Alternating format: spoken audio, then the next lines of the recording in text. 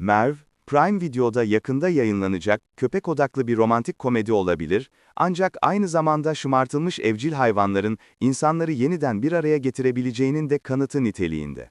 Kibarca söylemek gerekirse, Merv sadece en sadık romantik komedi hayranları için uygun bir varyant olabilir. Ancak bu şeker dolu önerme, asla pembe gözlüklerle bakmaktan başka bir şeymiş gibi davranmıyor.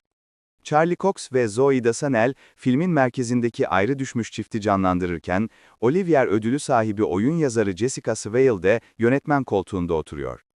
Ek bir uyarı olarak, Notting Hill gibi daha sofistike bir şey arayan izleyiciler yanlış yolda olabilirler, kelime oyununa dikkat edin.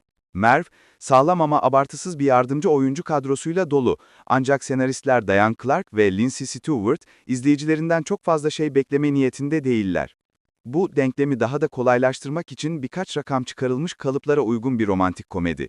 Bu da şu önemli soruyu gündeme getiriyor. Merv'i izlemeye değer kılan nedir? Merv, adından da anlaşılacağı gibi tam olarak ne vaat ediyorsa onu yapıyor. Eski bir atasözü der ki, asla çocuklarla veya hayvanlarla çalışmayın. Bu da, Cox ve Deschanel'ın sözleşmeyi imzalamadan önce bunun farkında oldukları anlamına gelir. Bu dizinin yıldızı, Daredevil'ı her zaman gölgede bırakacaktı, ister yeniden doğmuş olsun ister olmasın, yeni kız da geri planda kaldı.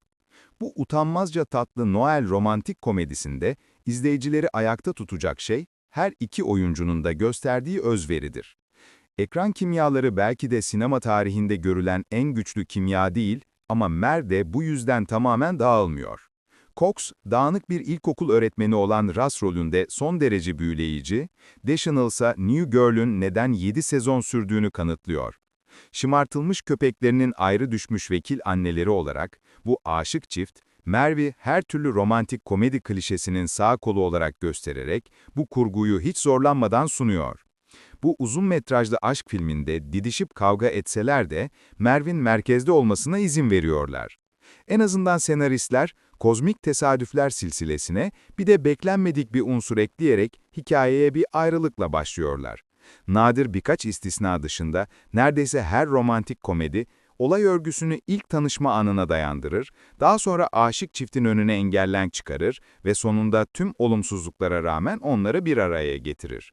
Merv bu konuda bir yenilik yapmaya çalışıyorsa, ilişkilerinin sona ermesiyle başlaması bu büyünün gerçekleştiği yerdir. Ancak bu yaratıcı karar, izleyicilerin bu karakterlerle duygusal bağ kurmakta zorlanmasının nedeni olabilir. Bu romantik komedi çok fazla kuralı çiğniyor. Merv, yeni bir şey denemek yerine sadece rutin işleri yapıyor. Özgün İngiliz alaycılığından veya keskin senaryodan yoksun, kaliteli oyuncu kadrosu ve kamera arkasındaki tiyatrovari prestijle bu eksikliği telafi etmeyi uman, 4 düğün ve bir cenazenin bir versiyonu gibi. 2020'de Summerland'la Jessica Swail, özellikle Gemma Arterton gibi bir oyuncunun başrolde olduğu bir filmde, farklı ve duygusal olarak yankı uyandıran bir vizyon sunabileceğini kanıtlamıştı. Ancak Merv'in, umduğu sanatsal devam filmi olmadığı kısa sürede anlaşılıyor.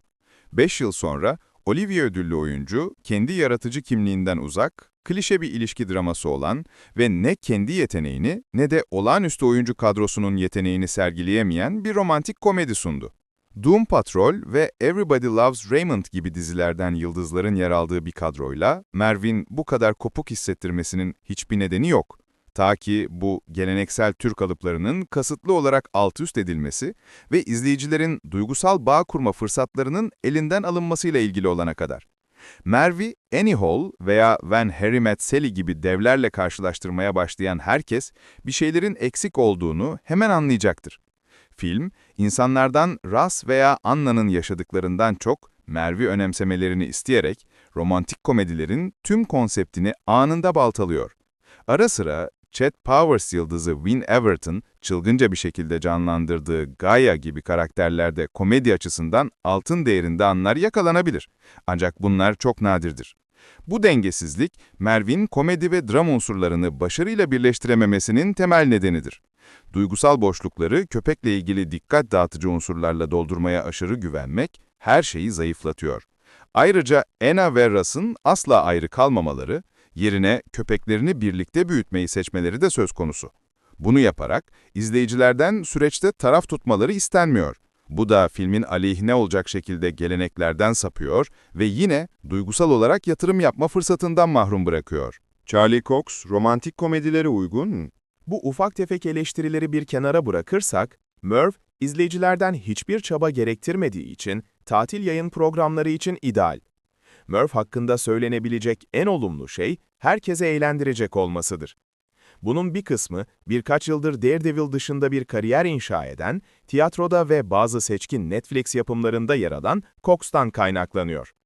Garip bir şekilde romantik komediler henüz keşfetmediği tek alan. Bu da Merv'ü keşfedilmemiş bir bölge giriş haline getiriyor.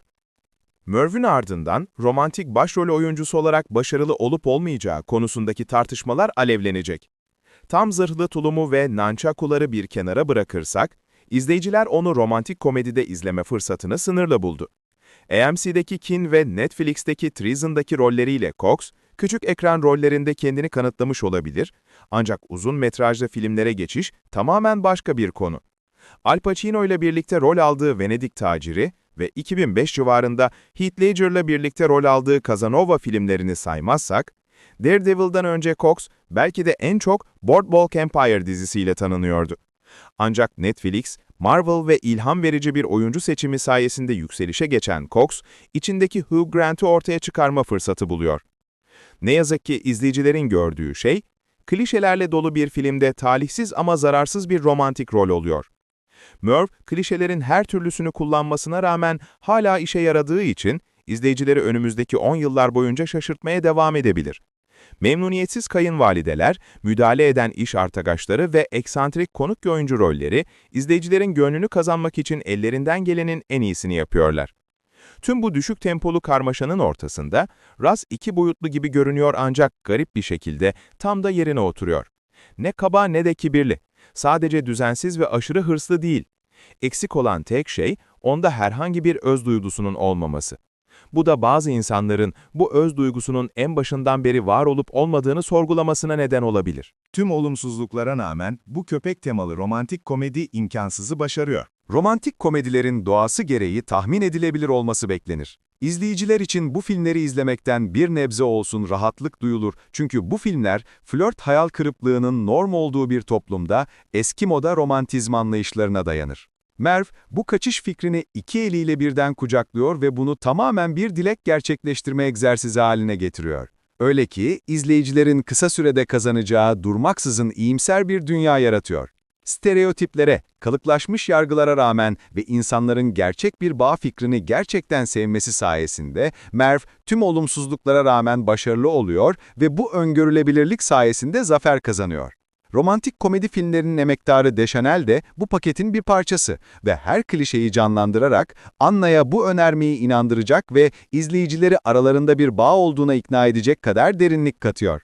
Köpeğe gelince, Merv, izleyen hayvanseverleri memnun etmek için istedikleri zaman el sıkışıyor ve izleyicilere adeta yavru köpek bakışları atıyor.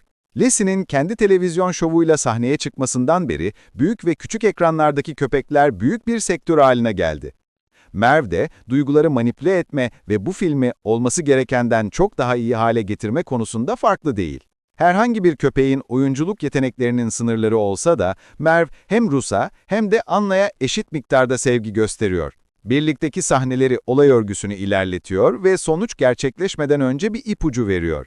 Kalbi kırık bir evcil hayvan fikri diğer romantik komedilerden daha az inandırıcı olmasa da bu asla gerçekten önemli değil. Çünkü bu türde bariz olay örgüsü unsurları neredeyse her zaman beklenen bir şeydir.